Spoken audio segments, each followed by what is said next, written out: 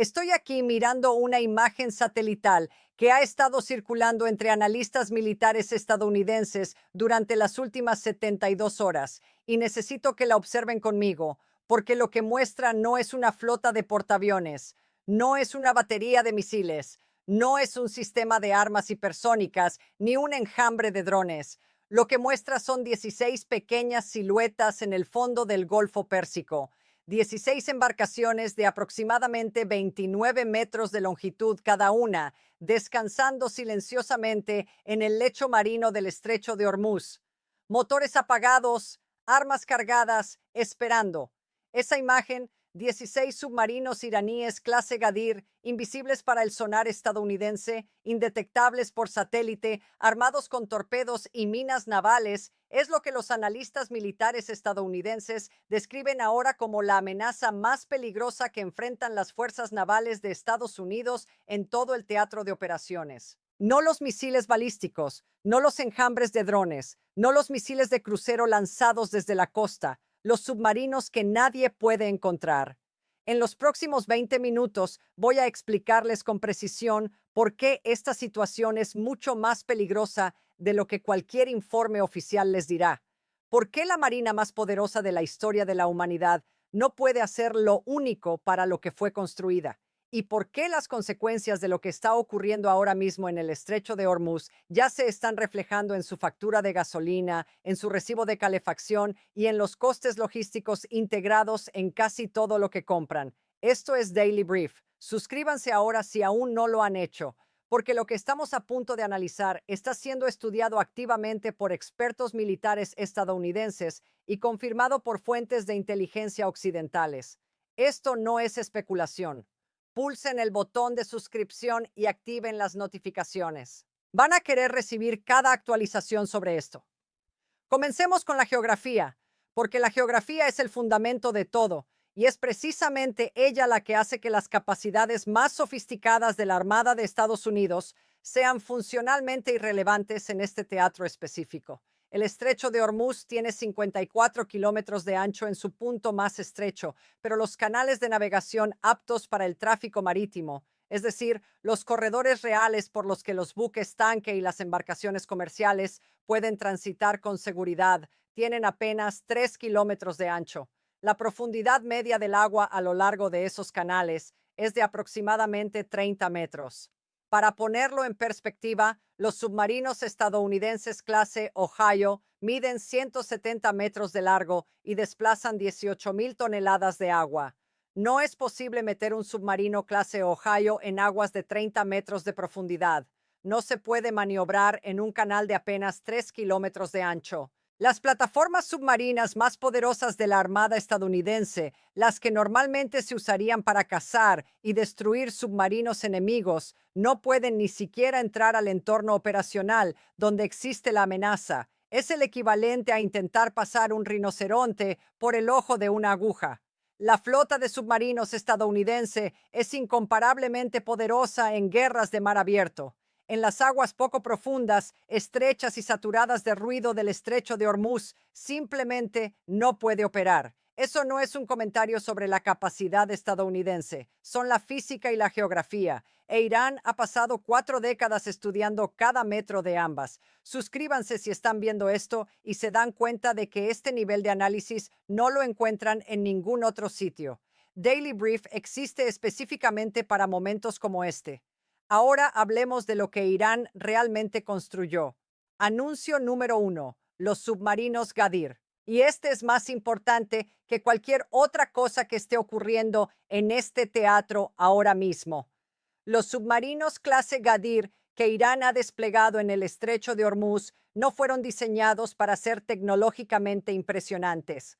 Fueron diseñados para adaptarse perfecta y precisamente a esta geografía. Derivados de la tecnología del submarino clase Yugo norcoreano y producidos domésticamente desde 2005, cada Gadir mide 29 metros de largo y desplaza aproximadamente 120 toneladas, lo suficientemente pequeños como para navegar por los canales poco profundos en los que los submarinos estadounidenses no pueden entrar, lo suficientemente pequeños como para que su firma acústica, el sonido que producen mientras se desplazan, quede fácilmente enmascarada por el ruido ambiental constante generado por docenas de embarcaciones comerciales que transitan el estrecho en cualquier momento dado. Según reportes del Telegraph confirmados por múltiples analistas militares occidentales, cuando un submarino Gadir se asienta en el lecho marino y apaga sus motores, se vuelve acústicamente indistinguible del entorno circundante. Su sistema de propulsión diésel eléctrico produce un ruido mínimo incluso cuando está activo. Y en 30 metros de agua con tráfico superficial constante, los sistemas de sonar más sofisticados del planeta no pueden separar de manera confiable un submarino estacionario del ruido de fondo de una transitada vía comercial. La capitana de navío de la Armada de Estados Unidos, Tracy A. Vincent, reconoció públicamente que la clase Gadir proporciona a Irán una capacidad adicional de vigilancia y crea una nueva capa de defensa. El comandante Daniel Dolan describió los submarinos como, y lo cito textualmente, bien diseñados para la guerra de guerrillas, emboscadas y operaciones de negación de área y acceso. Irán opera actualmente entre 20 y 23 de estos submarinos. Ese número importa. Es posible saturar los recursos antisubmarinos del adversario mediante el volumen, incluso antes de considerar la geografía que hace que cada submarino individual sea tan difícil de localizar.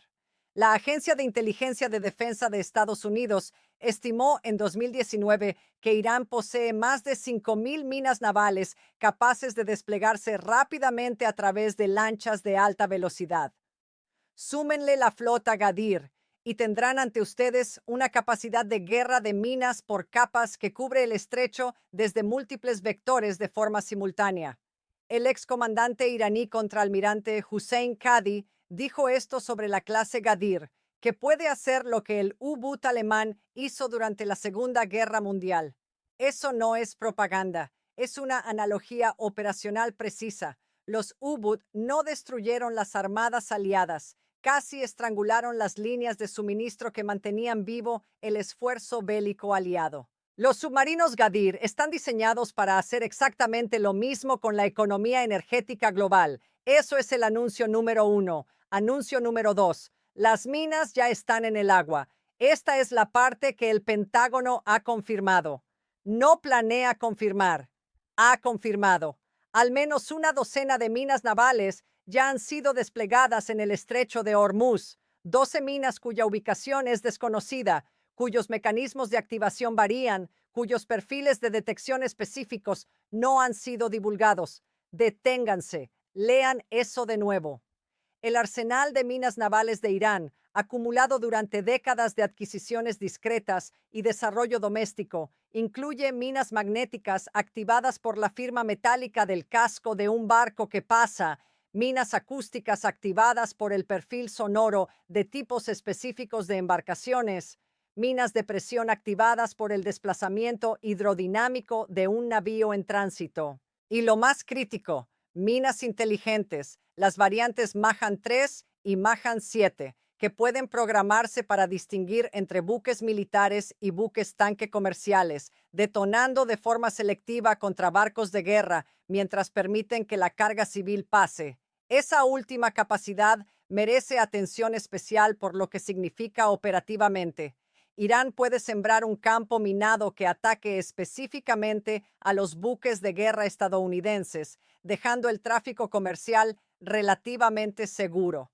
Esto crea una situación en la que Washington no puede simplemente anunciar que el estrecho es peligroso y cerrar todo el tráfico, porque las minas no son indiscriminadas, son selectivas. El riesgo se concentra en las embarcaciones que Estados Unidos necesita enviar para mantener la presencia naval con la que ha apostado su credibilidad regional. 12 minas no son suficientes para bloquear físicamente todo el tránsito, pero sí son suficientes para detenerlo. Ningún capitán de barco va a arriesgar un buque tanque cargado en una ruta donde puede estar esperando incluso una sola mina. El costo del seguro por sí solo hace que el tránsito sea económicamente inviable. Según la Organización Marítima Internacional, el tráfico de buques tanque en el estrecho se ha desplomado un 90%. Solo un puñado de buques tanque iraníes y algunas embarcaciones de propiedad griega se han atrevido a hacer el tránsito. Decenas de barcos están ahora anclados fuera del estrecho a la espera de instrucciones mientras armadores y aseguradoras reevalúan el riesgo.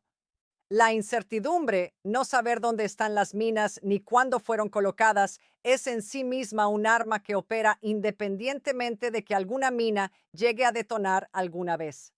Eso es el anuncio número 2. Anuncio número 3. Y este es el que casi nadie en los medios convencionales está conectando correctamente. Los submarinos que América destruyó no son los submarinos que importan. Washington anunció, en el contexto de lo que denomina Operación Mysterious Fury, un nombre que la mayoría de los aliados europeos de Estados Unidos han empezado discretamente a llamar Operación Mysterious Flight, por la rapidez con que se retiraron de la participación, que las fuerzas estadounidenses han destruido 11 submarinos iraníes. Ese anuncio fue presentado de una manera claramente diseñada para sugerir que la amenaza submarina había sido sustancialmente resuelta. Los submarinos destruidos incluían el Fateh, el submarino costero más avanzado de Irán con 600 toneladas, 3 submarinos clase Kilo de fabricación rusa, las plataformas más grandes de la flota iraní, también fueron destruidas o inutilizadas. Estas son pérdidas reales. Irán las sentirá. Pero los submarinos Gadir, las pequeñas plataformas de aguas poco profundas que descansan en el lecho marino y que representan el verdadero escenario de pesadilla para los buques de superficie estadounidenses en el estrecho, no fueron destruidos. Todo indica que ni siquiera fueron encontrados. La razón por la que no fueron encontrados es la misma razón por la que siguen siendo peligrosos ahora. No pueden localizarse con los sistemas de sonar y las plataformas de vigilancia que las fuerzas estadounidenses tienen disponibles en este teatro. Se puede destruir lo que se puede encontrar. No se puede destruir lo que no se puede detectar. Los submarinos que fueron destruidos eran los que los sistemas estadounidenses eran capaces de localizar, las plataformas más grandes, de inmersión más profunda y más ruidosas, que operan en aguas donde el sonar estadounidense funciona. Los Gadir quedaron intactos porque no podían ser encontrados. Eso no es una victoria parcial. Es el equivalente operacional de registrar un edificio en busca de intrusos, encontrar y eliminar a los que están en los pasillos y el vestíbulo, y declarar el edificio despejado, mientras los intrusos en el sótano sellado permanecen exactamente donde estaban, sin ser molestados, observando.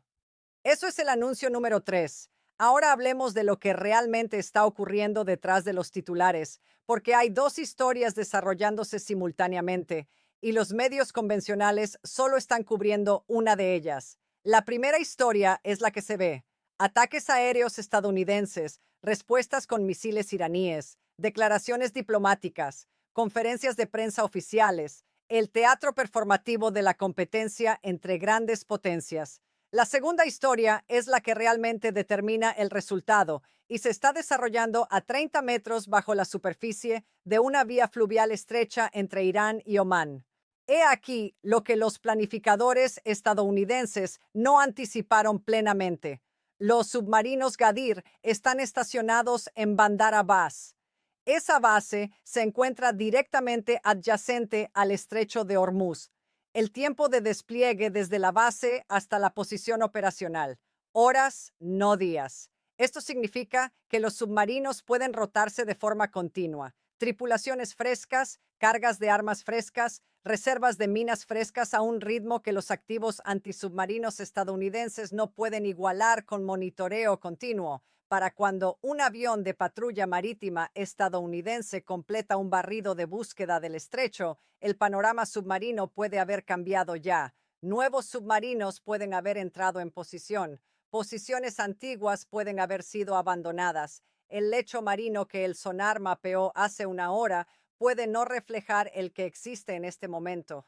Según informes de Defense Security Asia, la infraestructura de bases de Irán, centrada en Bandar Abbas, Permite un despliegue adelantado rápido, reduciendo los tiempos de tránsito y maximizando la duración operacional dentro del entorno marítimo confinado del Golfo, comprimiendo así las ventanas de respuesta del adversario durante cualquier crisis.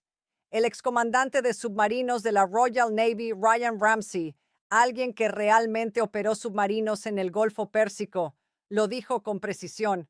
Afirmó que, habiendo operado submarinos en la región del Golfo, las fuerzas submarinas iraníes deben tomarse en serio.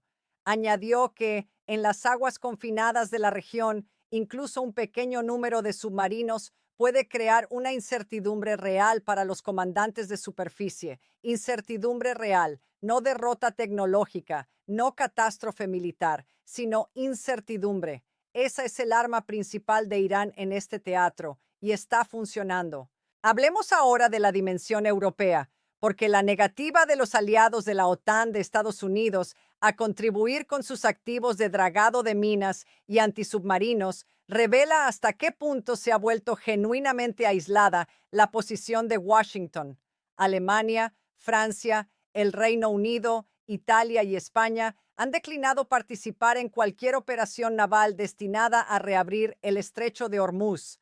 El ministro de Defensa alemán declaró públicamente que Europa no enviará sus fragatas al estrecho para hacer lo que la poderosa armada estadounidense aparentemente no puede hacer por sí misma. Esa declaración contiene un nivel de franqueza diplomática casi sin precedentes por parte de un aliado de la OTAN que comenta sobre la capacidad militar estadounidense. Trump respondió llamando cobardes a sus aliados europeos. Esto no ha cambiado notablemente su posición. La importancia práctica de la negativa europea va más allá de lo simbólico. La doctrina naval estadounidense para hacer frente a las amenazas de minas navales depende en gran medida de embarcaciones especializadas en dragado de minas, plataformas diseñadas específicamente para detectar y neutralizar minas sin activarlas. Estados Unidos cuenta con algunas de estas embarcaciones, pero no en número suficiente ni en configuraciones óptimas para el entorno específico de aguas poco profundas de los canales de navegación de Hormuz. Las armadas europeas, en particular las del Reino Unido y Alemania, tienen capacidades de dragado de minas y contramedidas contra minas que serían directamente relevantes en este teatro. Sin ellas, la capacidad de Estados Unidos para limpiar las minas que los submarinos Gadir ya han desplegado está significativamente limitada. La negativa europea no es cobardía en ningún sentido militar significativo. Es una evaluación racional de que desplegar activos navales en una vía fluvial confinada, donde las minas iraníes, los submarinos, los misiles lanzados desde la costa y los ataques de drones pueden converger simultáneamente, es una misión cuyo perfil de riesgo supera cualquier beneficio político realista. Piensen en lo que realmente está diciendo el ministro de Defensa alemán. La armada más poderosa del mundo no puede limpiar las minas, para cuya eliminación pide ayuda a las fragatas europeas. Si la tarea fuera alcanzable a un riesgo aceptable, Estados Unidos no necesitaría ayuda europea para hacerla. La solicitud de ayuda es en sí misma la admisión. Si este análisis les está llegando de manera distinta a lo que han escuchado en otros lugares, eso es exactamente por qué existe Daily Brief. Dale me gusta a este video, compártanlo con quienes intentan entender lo que está pasando realmente y dejen un comentario abajo. Quiero saber qué ángulo creen que está siendo más ignorado en este conflicto. Examinemos ahora la lógica estratégica que Irán está aplicando, porque entender esa lógica explica por qué es poco probable que la situación se resuelva rápidamente, independientemente de lo que haga Washington a continuación. Irán no diseñó su estrategia en Hormuz para ganar una batalla naval. La diseñó para que el coste de operar en el estrecho fuera tan elevado, tan impredecible y tan desmoralizador psicológicamente que la opción racional para cualquier operador comercial fuera la de evitarlo. El cálculo aquí es preciso. Desde una perspectiva de intercambio de costes, según citó Reuters, la pérdida de un submarino Gadir que cuesta una fracción de las plataformas que amenaza, se considera aceptable si puede interrumpir las operaciones de un buque tanque valorado entre 60 y 100 millones. Irán no necesita hundir un grupo de ataque de portaaviones para lograr sus objetivos estratégicos. Necesita mantener una incertidumbre suficiente, suficientes minas, suficientes submarinos sumergidos en ubicaciones desconocidas, suficiente capacidad de misiles lanzados desde la costa para que el coste del seguro del tránsito haga que la ruta sea comercialmente inviable para los operadores de envíos que no están obligados por necesidad militar a utilizarla. Este es el paralelo con las Termópilas que sigue apareciendo en los análisis serios de este conflicto. La batalla antigua, en la que una pequeña fuerza de espartanos mantuvo un paso estrecho contra un enorme ejército persa, convirtiendo la restricción geográfica en un multiplicador de fuerzas que anuló la superioridad numérica del atacante. No es un accidente metafórico, es una analogía estructural precisa.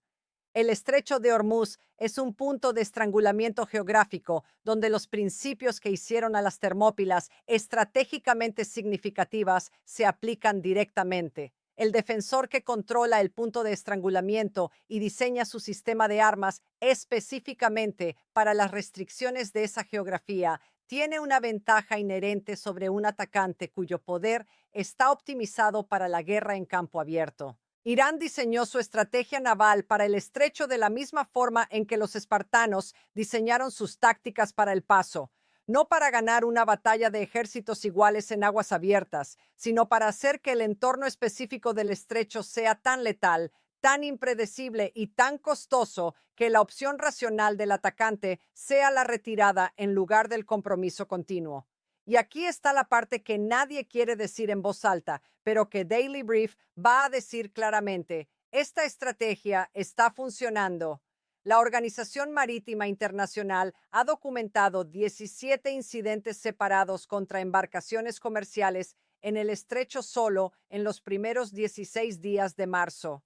Al menos 11 marinos han muerto o fueron reportados como desaparecidos. Estas no son proyecciones.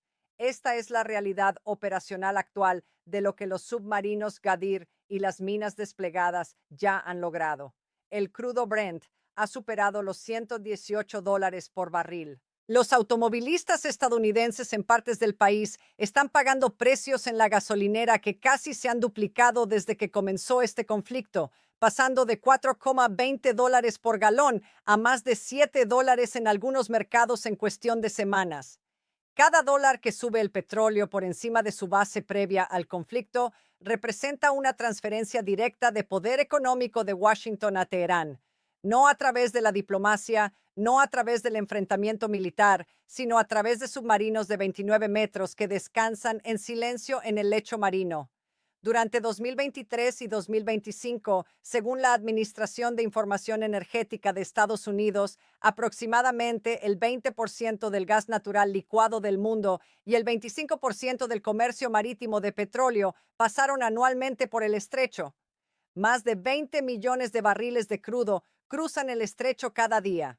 Cuando ese tráfico se desploma un 90%, los efectos no se quedan dentro del Golfo Pérsico. Se mueven a través de cada cadena de suministro, cada factura de calefacción, cada billete de avión, cada margen de supermercado en el planeta. Si viven en una ciudad que depende del gas natural para la calefacción o la generación de electricidad, lo que está ocurriendo en el estrecho de Hormuz no es una historia de política exterior, es una historia de factura de servicios públicos. Si tienen un vehículo o dependen del transporte de carga, es una historia del precio de la gasolina. Si operan un negocio con algún componente logístico, es una historia del coste de los bienes. Los submarinos que nadie puede encontrar ya han llegado a sus vidas, lo sepan o no. Existe una restricción estratégica genuina del lado iraní que requiere un reconocimiento honesto. Presentar solo un lado de un panorama estratégico complejo es el tipo de análisis que criticamos en otros medios, y Daily Brief no va a hacer eso. Irán no puede minar el estrecho hasta hacerlo completamente impracticable sin dañar sus propios intereses. Irán exporta petróleo. Ese petróleo tiene que pasar por la misma vía fluvial donde se están desplegando las minas. Un estrecho de Hormuz completamente bloqueado no solo perjudica las operaciones navales estadounidenses y las cadenas de suministro energético occidentales, corta la principal fuente de ingresos de Irán en un momento en que la economía iraní ya está bajo una presión severa, producto de años de sanciones y la tensión añadida del conflicto actual. Por eso, la decisión de Trump de levantar las sanciones a las exportaciones de petróleo iraní, una decisión que parecía paradójica, dado que simultáneamente describió a Irán como un adversario existencial, en realidad tiene una lógica estratégica detrás.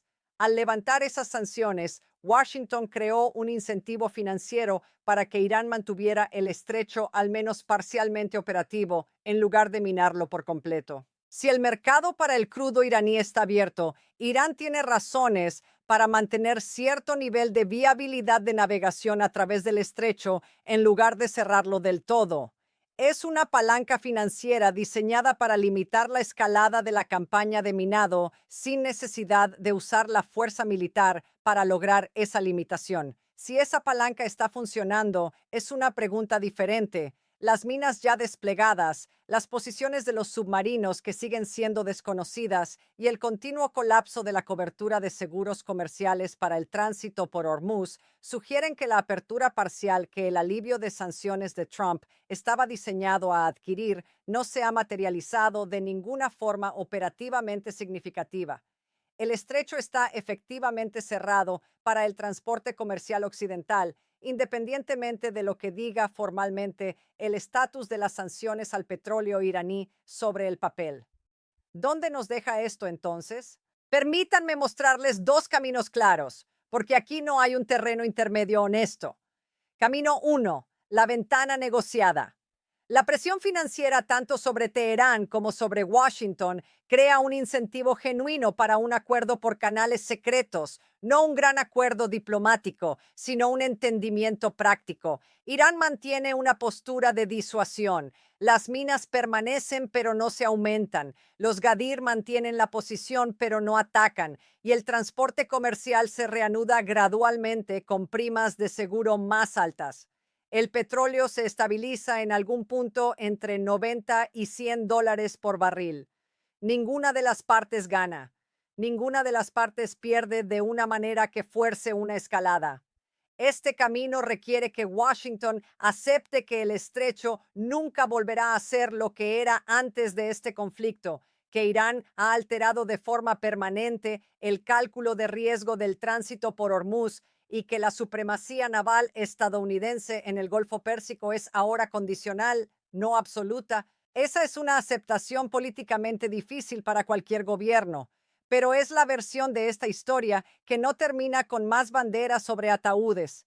Camino 2. La espiral. Washington, enfrentando presión política doméstica por la gasolina a $7 por galón y una apropiación de emergencia de $100,000 millones que no tiene un punto final visible, escala.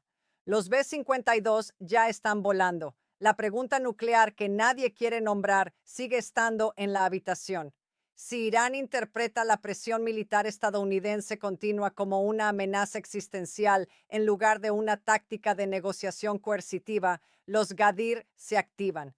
No todos ellos, no todos a la vez, pero con una sola expansión del campo minado, un torpedo contra una embarcación comercial, un incidente que las cámaras de televisión del mundo capturen, los mercados de seguros se cierran de forma permanente, no temporal. En ese punto, el daño económico se vuelve generacional, no cíclico, y la apropiación de emergencia de $100,000 millones se convierte en el pago inicial de algo que hace que todos los compromisos militares recientes de Estados Unidos parezcan pequeños. Creo que estamos más cerca del camino uno de lo que sugieren los titulares. Los incentivos financieros para la desescalada son reales en ambos lados. Irán necesita ingresos petroleros.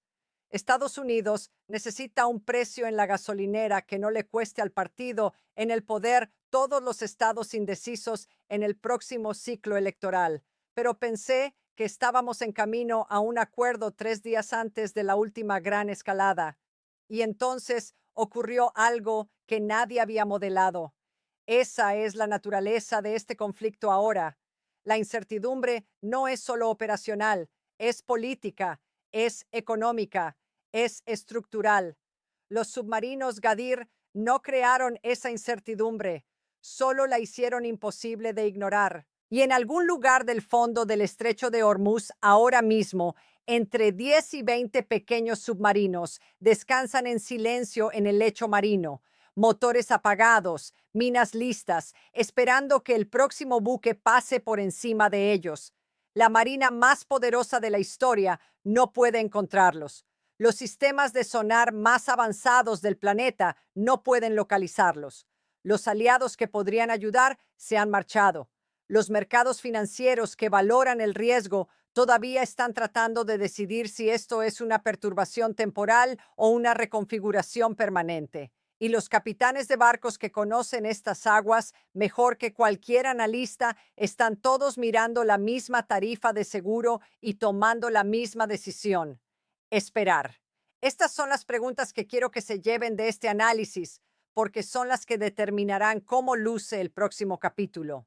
¿Puede Estados Unidos aceptar una versión de la seguridad de Hormuz en la que el estrecho permanezca abierto, pero donde la dominación naval estadounidense dentro de él sea condicional, donde Irán conserve un elemento de disuasión submarino que la tecnología estadounidense no puede neutralizar? ¿O aceptar esa condición representa el tipo de concesión estratégica que cambia la forma en que cada otro actor regional de Oriente Medio, desde Riad hasta Tel Aviv, calcula sus propios acuerdos de seguridad? Y la pregunta más difícil que subyace a todo eso, cuando los submarinos Gadir fueron diseñados con tecnología norcoreana, cuando el arsenal de minas de Irán se construyó a través de décadas de adquisiciones bajo sanciones, cuando una economía sometida a la presión máxima, aún así, encontró los recursos para desplegar 20 submarinos perfectamente optimizados para la única vía fluvial que más importa a la economía energética global. ¿Qué nos dice eso sobre los límites de la coerción económica como instrumento de política exterior? Estas no son preguntas retóricas, son las preguntas estratégicas reales que la próxima fase de este conflicto va a responder, estemos o no listos para ello. Díganme en los comentarios qué creen que hará la administración a continuación. Díganme si creen que la negativa europea cambia el cálculo en Washington. Díganme si ya lo están sintiendo en sus facturas de energía, porque las estoy leyendo todas y cada una. Seguiremos rastreando cada desarrollo en el aire, en el mar, en los mercados financieros y en las capitales políticas donde se están tomando las decisiones que determinarán lo que ocurre después. Eso es lo que hace Daily Brief cada día. Suscríbanse ahora. Compartan este análisis con todos en su red que estén intentando entender por qué los precios de la energía que pagan en la gasolinera son la consecuencia directa de submarinos demasiado pequeños para ver y demasiado peligrosos para ignorar. Activen las notificaciones para no perderse la próxima actualización y los veremos en el siguiente.